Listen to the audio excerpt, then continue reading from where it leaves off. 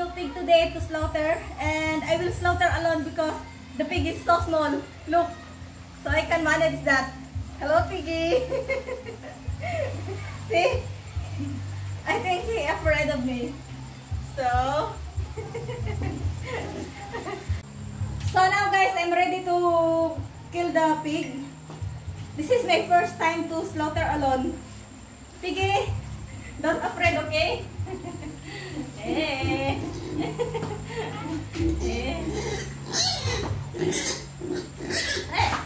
Don't try to.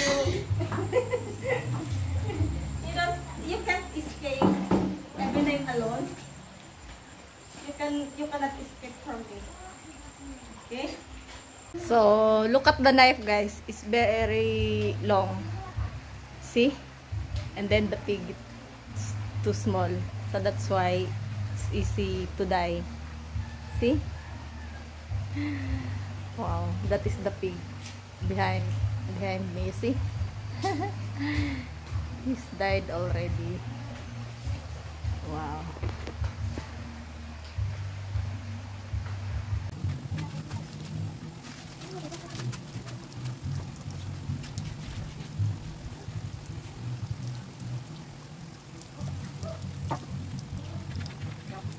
So easy, guys, because it's small.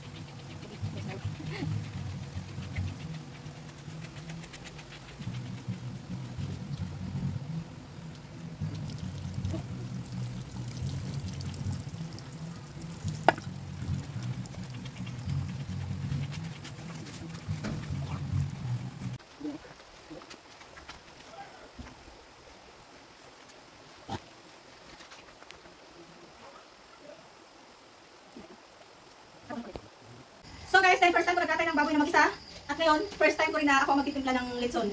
Litson na baboy. So ako magtitimpla ngayon. So nandito yung mga sahog niya na ilalagay ko. So, lagyan ko na siya ng asin. Saka, mag-isa.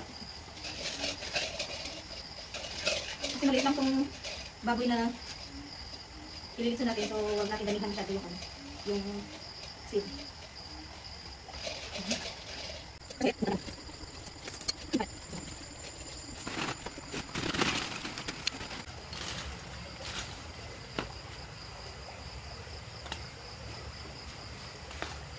So, ilalagay namin itong litson.